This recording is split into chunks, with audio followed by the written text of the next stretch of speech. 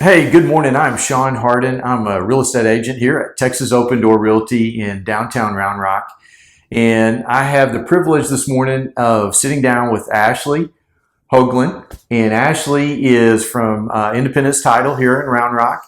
And Ashley really, I call her the president of Independence Title. She makes everything happen there, makes the operation smooth, makes sure that all of us agents feel, and our clients just feel at home and comfortable. And I know that on the back end, she's making it all happen. So Ashley, thank you for being here. Thank you for having me, Sean. Happy to be here. Absolutely. And Ashley has a great story to tell. She grew up as a military brat all over the world. And so, Ashley, tell us, where all did you live growing up, and kind of what was your favorite place? I see. The shorter answer is probably where haven't I lived. Okay. I've been to most places in the United States, but for sure, Texas has always been one of my favorite stops. I grew up in Abilene, Dyess Air Force Base. Oh wow! So Yeah. it's near and dear to my Home of the heart. B-1 bomber, right? That's right. My Yeah. dad worked on B-1 bombers actually. All right. During the All camp. right. So that was kind of the a connection with Ashley and I. Is my dad was in the Air Force, and my one of my brothers was also in the Air Force, and then I had another brother in the Navy, and then I worked for the Army and Air Force Exchange Service, which really, Ashley, if you remember that, AFES is what it's known as. We ran all the retail installation on the military bases. So the on the Air Force bases, it was the BX stores, Base Exchange. We also ran the gas stations, the flower shops, the cinemas on base, the bowling alleys. It's an important job. Yeah, all of that. And I actually managed a store at Shepherd Air Force Base in Wichita Falls, Wow. Texas. I don't know if I ever told you No, you that. didn't. Wow. And actually then went to an Army post in called Fort Gillum in Atlanta, Georgia, that's now been closed. And then Then I actually moved back to Dallas, Texas, to the headquarters, and got into buying with the Army and Air Force Exchange Service. So that's kind of my stint or my closeness to the military. Maybe that's why, we kind of hit it off, Yeah, right? I would think so. There you go. So anyway, what was it like just having to change schools all the time and move frequently? Right. I mean, I think I was a very sensitive child, and for me, it sort of established this fortitude. It made me very charismatic, very outgoing, not afraid of change. And I think for a lot of people, moving, they're worried about a lot of things, and that's where you come in. Mm, As an agent, as a yeah, realtor, you set them up. You are basically family, an extension of family. yeah. Help them every step of the way. Any concern, any question, it can be scary. Yeah, and I always kind of approach this job, if you will, and I don't Hmm. consider it a job, but just being a real estate agent, you're working with people that are making one of the biggest decisions in their lives, That's right. and whether it's a lease or a purchase or a sale of a home, and so I try to treat that as, I'm personally doing that lease, or I'm personally buying a house, or I'm personally selling a house, kind of put myself in my client's shoes. And I think that's kind of what separates me really from the other 10,000 plus agents in Austin, Texas. And I know that, we'll get to that a little bit later about kind of what you do at Independence Title. But before we get there, I know you went to University of Alabama, you graduated from there. Kind of tell us about your journey. How'd you end up in Alabama and at the University of Alabama? Right. That's kind of an interesting story. So, being in the Air Force, I realized that serving your country is an important duty, and I Yeah. didn't know if I had the sort of character to do what my father did. So, I decided early on that I was going to be in the politics side, perhaps the Foreign Service, and so I knew that the University of Alabama had a great Asian program, Asia. And so I immediately applied. It's the only place I applied to. And thankfully, the college prepared me to work in the embassy later on, where I worked for about 2 years Oh, in wow. Tokyo. Wow. I didn't know this about you. So see, I'm learning something new today. Yeah. Thank you. So what did you do there at that embassy? So I went through this program called the Tomodachi Initiative. Okay. And so after the Tohoku earthquake, if anybody remembers that, there was a large tsunami and much of Japan was devastated. So I went sort of as like a representative of our country to establish better ties I see. with the country. Wow. Wow. So really, could you speak that language or could? Yes, I'm fluent. No Yeah. way. Wow. Yeah. So how do you keep that current now? I have a lot of friends. I kept a lot of ties from when I was abroad. And Okay. So how many languages do you speak? Lord, only two. Okay. Properly. Okay. Yeah. Only two, A little right? rusty on my Spanish, but it's I there. got you. All right. See, I'm learning all kinds of things about Ashley today. I knew she was a special person. I mentioned it earlier about how she makes Independence title run. So, but I'm learning all these hidden talents. So then you really, through the University of Alabama, you went overseas to Asia to do this program. That's correct. And so now, was that part of the 4-year plan or 5-year plan? Like how long? So in other words, did you go to Alabama, University of Alabama, like freshman, sophomore year, then go to Asia, or what? How did that all work? So I actually did the first 3 years in Alabama. Then my senior year, I applied for this program, and it definitely was a brutal regime. I went to school in one of the Ivy League schools, basically, of Asia, the top 3. And I was also working at the embassy full time. Okay. Yeah. So that was really kind of your junior year at senior year at Alabama, and so Yes, so you're getting credit or course credit basically for all of that, right? yes, sir. Oh, that's pretty awesome. Mm-hmm. So I got to ask you though. I mean, so before you went to Asia, Tokyo is where you went, right? Yes, sir. Mm-hmm. And what's your favorite Auburn, Alabama story? Because I know you're either Auburn or you're Alabama, and you're Alabama, obviously. So what's your favorite story there? Gotcha. I think the good old days, there's nothing I can say on camera that wouldn't implicate myself. Uh-oh. But one of my favorite stories here, my good friend Tyler, his whole entire family, definitely Bama alumni. And I will say his sister broke his father's heart when she applied for Auburn. And it's a fun household whenever the Auburn Bama games roll around. So, Yeah, for sure. Yeah. For sure. So yeah, I'm sure they've got some friendly wagers on the games and things like that, right? Definitely. Yeah, that's interesting. Broke the family tradition there. That's right. So then after Alabama, well, really, I mean, so did you graduate from University of Alabama while you're living in Tokyo, or what was the timing on all of that? I did. So it was sort of a dual graduation. Okay. I graduated from the university in Tokyo, Meiji, and then I flew back and graduated from the University of Alabama. Oh, wow. Twice. Wow, that's pretty neat. So, I mean, obviously you got memories and friendships probably of a lifetime that are pretty cool, pretty special. So then once you graduated, did you continue to live there or did you come back stateside?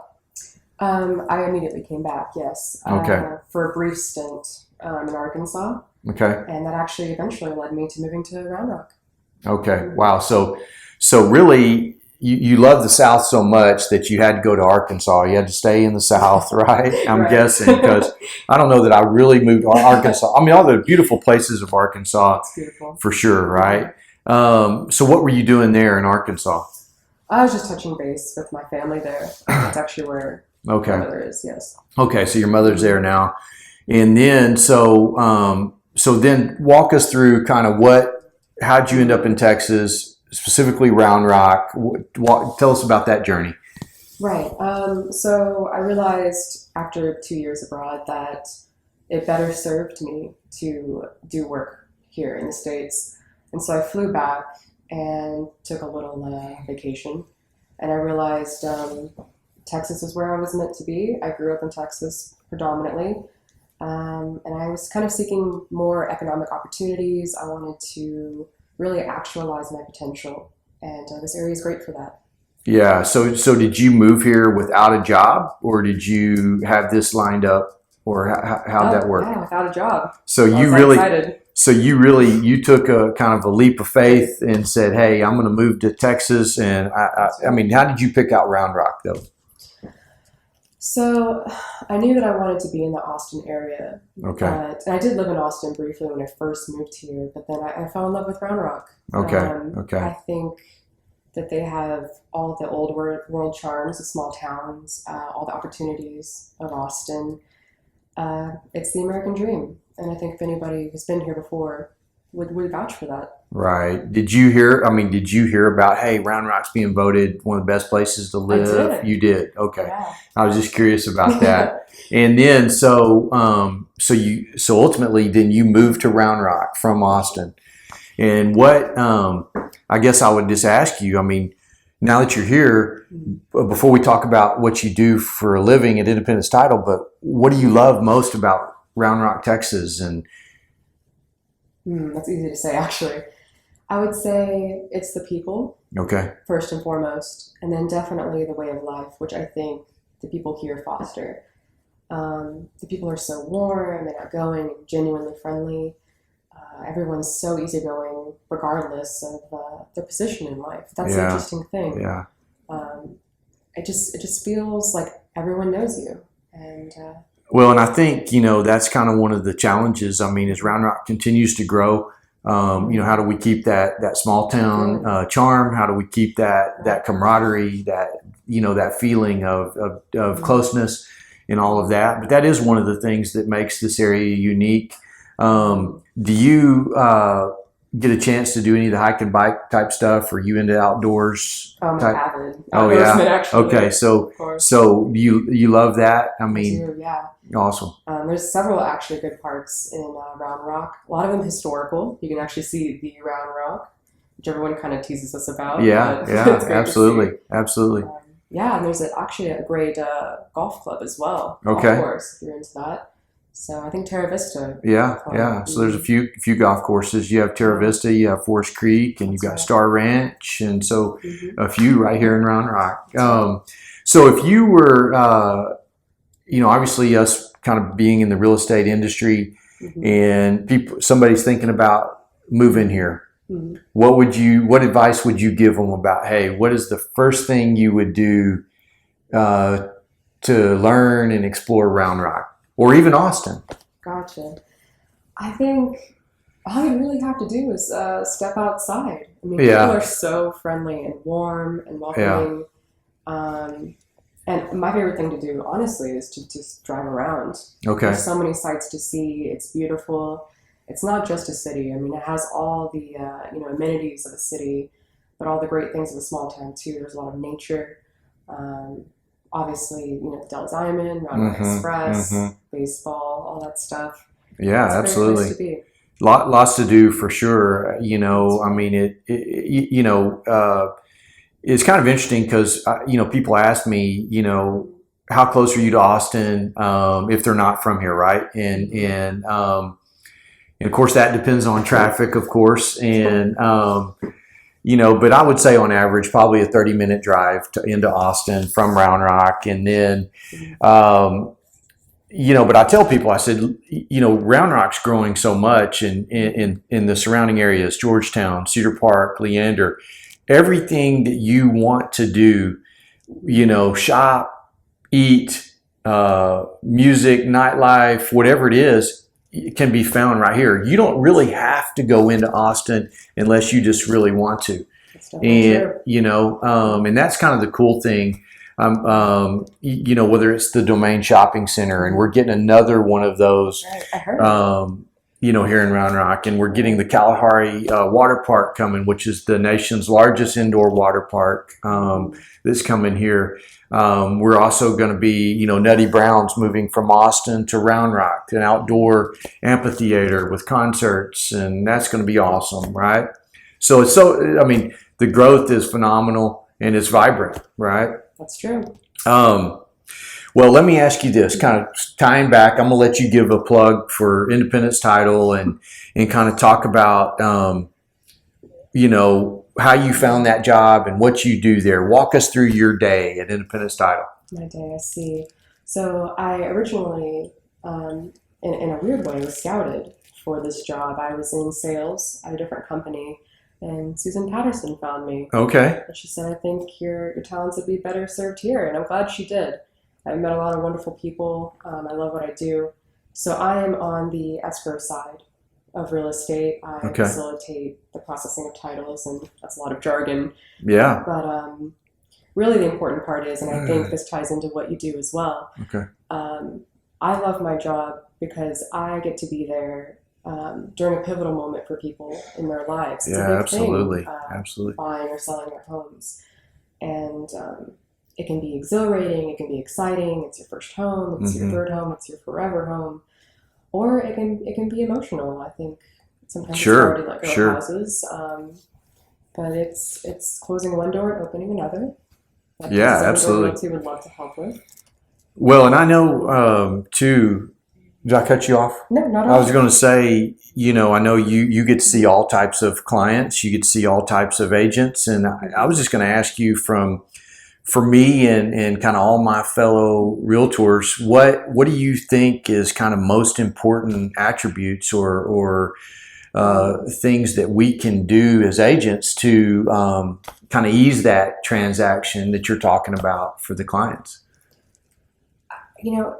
It's funny. I think that you really already do that. Okay. And I've seen that personally. Uh-oh. Once we've met. I'll pay her later. Right? Yeah. Yeah, it's the human element. It's compassion. It's listening. It's being available. I mean, you're there. I know that I've only been with Independence Title for a little over a year, and you were one of the first people that really got to know me. You remembered things from just like little bits I'd said, and I thought that was really impressive.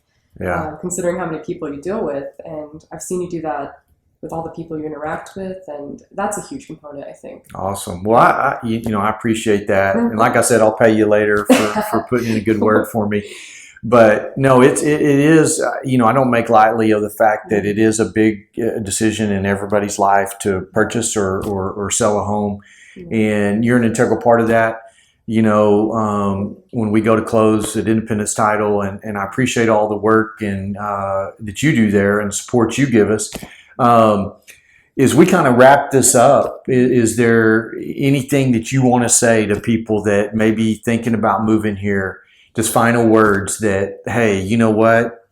Don't come, or come here as fast as you can, or whatever it is. I would just say the minute you come here, you're going to fall in love. And you're definitely welcome. We'd love to have you. Awesome. Well, Ashley, I appreciate you, just sitting down for a few minutes with me this morning and just hashing through this. And again, you can watch, this in its entirety at SeanHarden.com, or you can go to my YouTube channel at SeanHarden.realtor and watch this. But please share it with anybody you know that's thinking about buying or selling, or even thinking about moving here. And if you're leaving the area, we'll still help you too. So thank you very much, and have a blessed day.